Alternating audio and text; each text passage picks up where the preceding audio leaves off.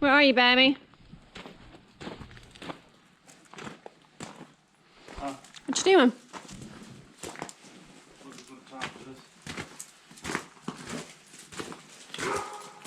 What happened?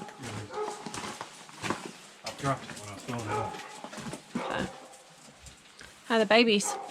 Huh? How are the babies? I have not checked on them yet. Filling water and feed. Hey, Reba. She's getting some water. See if we can find one in here. Whoops.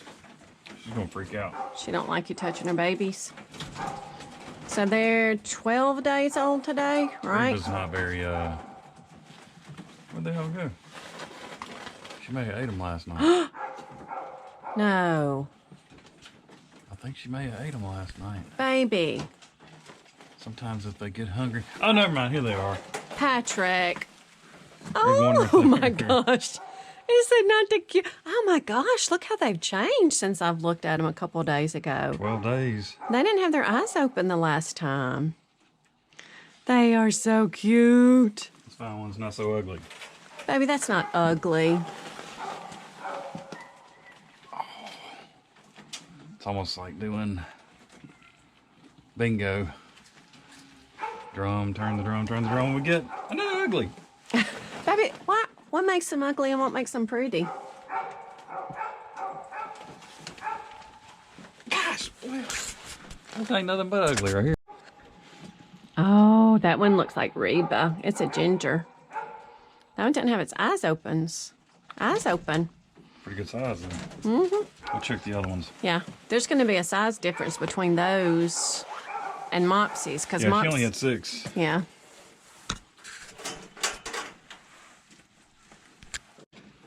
Okay. All right, show us the difference in Mopsy's babies because she had 11 the same day that Reba had 6. So, can we get one of Reba's and you can hold them up next to each other? Let's just, maybe we can just tell by. Looking at them. Good gracious. I don't know if we can. Little suckers are fat. Look at, oh my goodness. Little suckers are fat. Is it not the cutest little thing? Still got a bunch of, looks like it came out of my belly button with all that fuzz on it. Their ears are not real long. I guess Not they'll yet. grow. We gotta build a rabbit tractor, sweetie. Man, that's a good looking little rabbit right there. Beautiful. Beautiful. They're only 12 days old. Man, they've changed a lot in 12 days. That's a good looking little rabbit right there. I like that color. Good job, Mopsy. Very desirable little. Get a little pink or white one. See if there's any white ones. Can we have a white rabbit since none of our breeders are white? Yep. You can have a white rabbit. That's a little black one right there. That one's little. That one's a runt. Look how smaller that one is compared to the other one. He's not fighting for the nipple very hard, is he? No.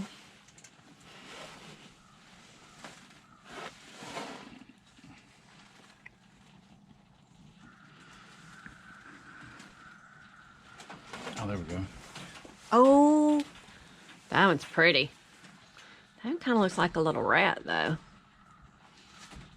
Wonder if he'll end up having red eyes. Okay, so Mopsy is a Flemish giant. How you say it? She's a Flemish giant cross. Oh, okay. We were planning on breeding the 2 Flemish giants, Mopsy and Peter. Because of their size differences.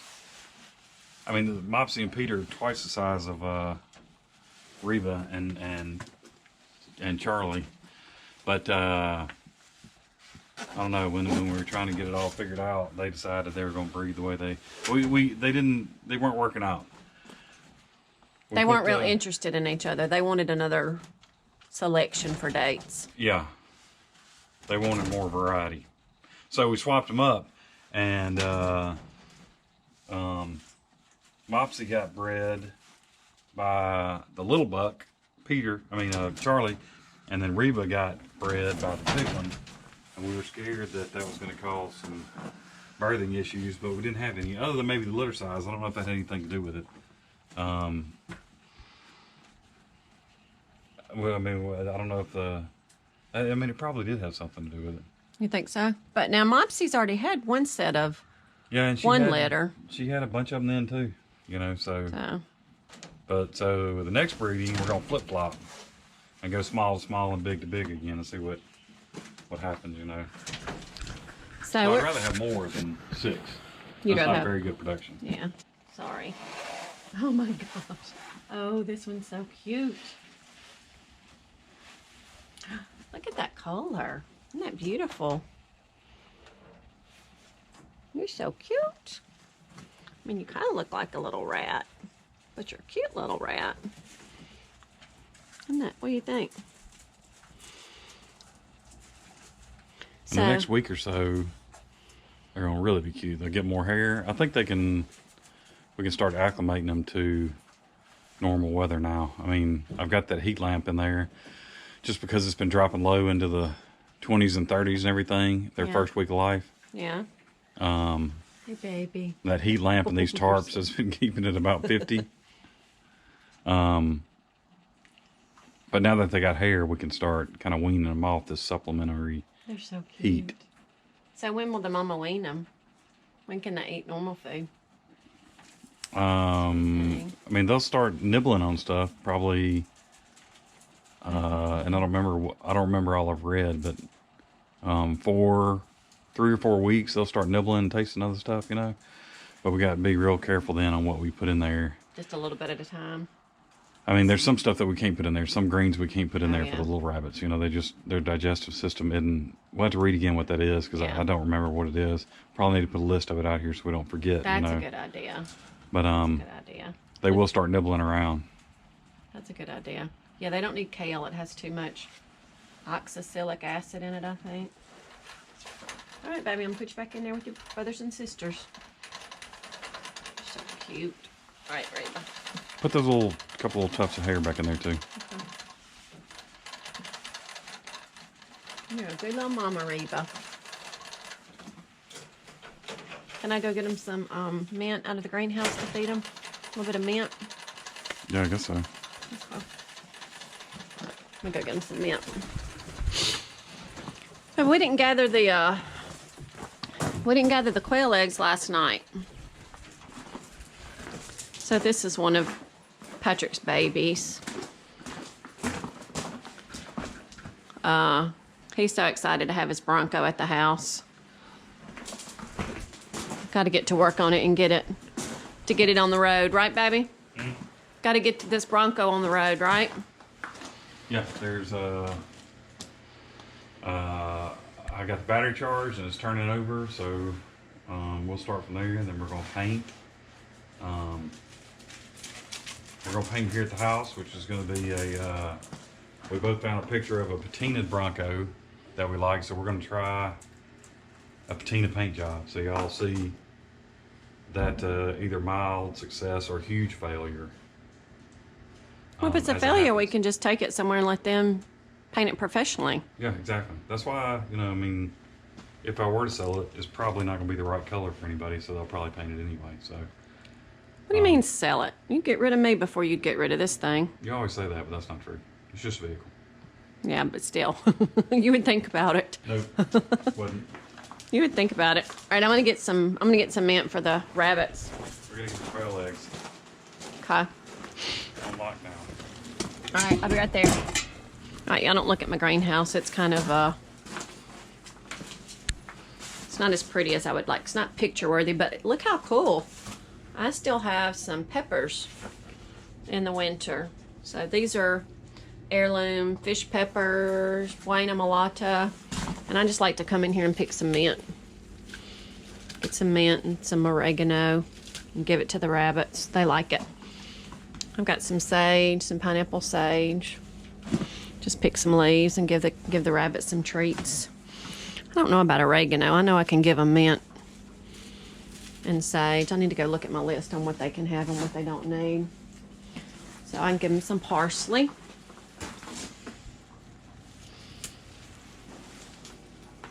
I gotta get in here and clean up my greenhouse. It's getting on my nerves. I would like it to be prettier, but I still think that's really cool that I've got peppers. Patrick put a couple of these little 55-gallon drums in here, and along with that one heat lamp, it does a good job keeping everything from freezing in here. So, Peter, you want some parsley? Would you like some parsley? There you go. Hey, Reba, you want some parsley? There's you some parsley. Yeah. How about you, Mopsy? You want some? Get you some parsley. There you go. You want a little bit of pineapple sage? There you go. Get you some sage. Get in there. Get in there, sage. Hey, Reba, you want some mint? Would you like some mint, baby girl? Peter, you want some mint? Peter, want some mint? Hello? You want some mint?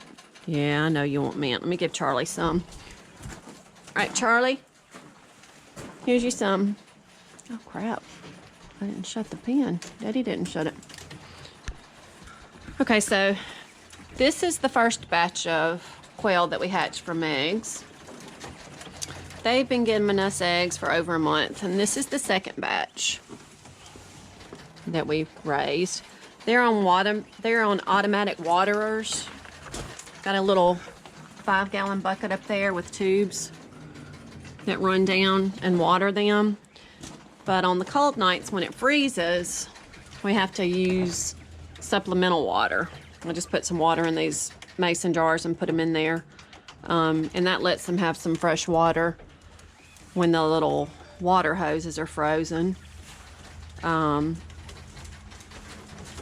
Until it warms up enough to thaw them out. So we decided to put some butcher paper on top of the second pen. So what I'll do when I come to clean out these top pens is I'll just roll up that butcher paper with all the droppings and go put it in my compost bin. So until I work out a better system of doing that, that's how I'm gonna keep the birds in the upper cages from pooping on the bottom cages. Well, actually, I mean, there's some plastic under there, but I just figured rolling up that butcher paper would be easier to go put in my compost bin. All right, so today's the day to lock down the quail. How many days have they been in the incubator? Probably 14 and a half now. So show them what's going on in the incubator for the first 14 days. What you need me to do, baby? You need to get the table in here. Get a table in here. Okay, so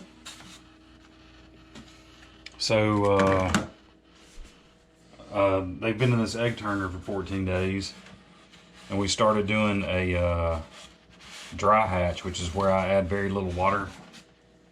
These big old eggs don't stay in the, and they probably ain't even gonna hatch either, but whatever.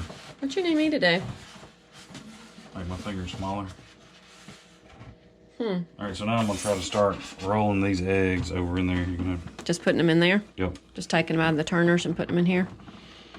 What's the reason for the egg turner for the first 14 days? So they got, I think it's an air cell, or I'm not sure. You may have to Google that. It's something about something not getting stuck to the side of the shell if it stays in one spot. So that by turning the eggs, it doesn't get stuck. So do you have to have an egg turner to do quail eggs? No, I mean, you could turn them by hand. You just have to do it. I mean, they recommend doing it several times a day. Oh. What about chicken eggs? Do they have to have a turner? Yep. Really? I mean, they have to be turned. The mother usually does it. I mean, when she's moving around, she's turning them. But because of the way we eat, we've about bred broodiness out of everything. Everything's high production. You got an assistant in here helping you. Lou. Lou, you're a sneaky little cat, aren't you? No, baby. These are not for you. I know. I know you'd love some. She is smooth. Trying to smooth me over so she can get an egg. All right, so that's the egg turner's out. I'm gonna set it to the side. So you've already started collecting eggs for the next hatch, correct? Yeah, I started today because this is locked down. I usually give up on these after about 7 days. So you put them in lockdown for 7 days? Well, I mean, so they could hatch anywhere from like the 16th to the 22nd day. I never had any. So far, I haven't had any hatch on the 22nd. So I usually call 21 quits. So it gives me from lockdown to day 21, which is 7 days to collect the eggs out there, which you can collect them for up to 10 days, and they say that they're okay, you know, but 7 days is good as far as them being viable. Yeah. All right, so now that I got the eggs in there, I'm gonna bump the humidity up. So I was adding very little water, and it's changed a little bit, but you can see it was at 26%. Yeah. This, and I've had 15 different thermometers in here probably. And I may be too worried about accuracy, but this thing on the top is not accurate, you know. That thermometer on there? The temperature or the humidity is not accurate. Oh, really? Yeah, so I've been using an auxiliary thermometer to see what's going on there. So now I'm adding a little warm water to try to get the humidity bumped up to about 60%. Lou says, if you're not going to give me an egg, then I'll just go play. What are you doing, Lou?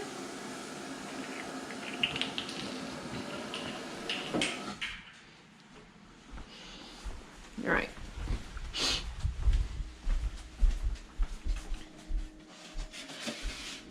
All right, so now I've got some warm water. Let me help you. So I don't know if you can see, but there's channels up under these eggs on top of this little plastic mat. And so I'm gonna add some water in these channels, trying not to get it on the eggs. Do you fill them up? No, you don't have to. The humidity comes from how much surface area of water's there. Oh, okay. So I'll move these out of the way for a second. And so I haven't filled, but I put water in about half the cells. So now I'm gonna set the little thermometer back in there. That's warm water. This one doesn't have a prop, so we're just gonna use the egg as a prop. Huh. So round props don't work worth a darn. So Why not just leave it it on there? Yeah, why not just leave it laying down? All right, so now the temperature's going to go back up to what it's supposed to be. Hopefully the humidity will go up to in the 60% range. It's probably going to get a little high right at the beginning until it stabilizes. I'll come in here and check it from time to time.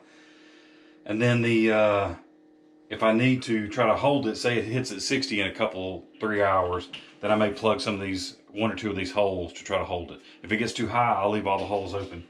Again, I'm You're talking about the humidity or the temperature? Humidity. Humidity. Yeah. Oh, okay. I mean, because with the holes open, the humidity can get out. Okay.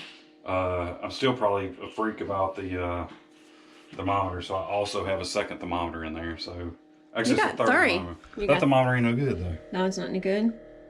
Was it ever good? And we broke it? No, I don't think we broke it. Okay. I don't think we broke it. But see, it was reading 47% when it was 27% in there. Oh, okay. So we live in the South, so our humidity down here is usually pretty high. Very high in the summertime, but still high during wintertime too. So that was the reason for the suggestion for a dry hatch, which is not really adding any water. So if it got down to around 19%, then I would add a little bit of water, and I might bring it up to 40 for a couple of hours, you know, but with my holes open, it would drop back down to around 30 to 25 over the next 3 or 4 days. And I just kind of went back and forth that way. So the humidity level has something to do with the air sac. If there's too much humidity, then their air sac is smaller, I think. And so they don't have as much room to breathe. So, you know, you don't want to suffocate them. We had a better hatch ratio when we started off with the dry humidity with no water in it. Yeah, we're also learning a lot too. I mean, you know, this is our 4th hatch, I think. Yeah, this will be the 4th hatch. Yeah. So I think I put about 60 eggs in there. I think the first shipment of eggs we got was 60, and I only got 16, which is terrible. Yeah, but they were mailed too. Who knows what was going on with those eggs in the mail? Yeah, if they get jostled a lot, they can. The air sac can become unattached from the inside of the eggshell, which kills it, you know.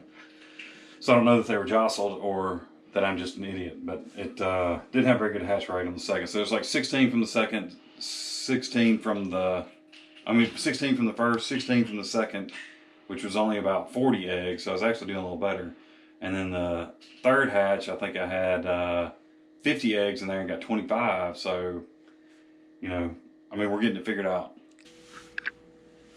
And then Sally says, what do you say? Right on cue, Sally. What'd you say, Sally?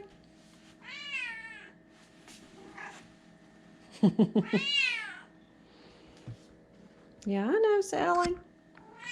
They really like to lay on top of this. Especially when the birds start hatching, they like to get up there and lay down. So Patrick came up with the idea of putting aluminum foil up there when the birds start hatching. So that will make Sally and Lou not want to get up there. Right, Sally? Okay, so today's lockdown day. Tell us exactly what lockdown day is and what it means. So we're going to remove the eggs from the egg turner and then lay them just on the little plastic screen in the bottom and bump the humidity up to 60% and not touch them as much as possible. I mean, I've gotten a pretty good idea now about how much water I need to add to get it up to 60%. And so it's been about an hour and it's at 70%. But I mean, that'll equalize out. All the holes are open right now, so humidity can get out of there. And so we're not going to touch them. Even when they start hatching, we're going to pull them out as quickly as we can. You know, we're going to make sure they're dry and then just reach in there and get them as quickly as we can. I don't even open the lid up all the way. I just open it up big enough to where I can get my hands in, the birds out, you know, and then they'll go into the brooder. So this is day 14, which is lockdown day. They should start hatching about day 16 and can hatch, I think, all the way up till day 22. I've never had any hatch on day 22, even though this is only my 4th batch. Is that right? Mm-hmm. 4. Yeah. So I'm not an expert, but I'm not going to go to 22. Whatever's not done by the end of day 21 are going to be called not hatched, you know. Even the ones that I've had hatch real late, they haven't done very well. They all seem spindly. I mean, not that they, what have we lost? Maybe 2 birds out of, I don't even know how many we've done so far, 25 to 30, 75 birds so far? I don't know, I'll have to count. And we've only lost like 2 birds, so I'm tickled with that, you know. Yeah. Mortality rate on chickens, when we did chickens, was worse than that. Yeah. So, that's what lockdown is, to my understanding. That humidity is important there. Being able to bust through the membrane and the eggshell, which I think they call it pipping, is when they start taking their little beaks and kind of just pecking away a little semicircle around the top of the eggshell to get out. And if you open it up and then let the humidity drop too low, that membrane that the eggshell is built on tends to shrink around them and make it a lot harder for them to get out. So, or impossible. So I usually take a flashlight before I get any chicks out and do the best I can to check around everywhere to make sure nothing's pipping, you know. And then I'll get the newborns out real quick. You know,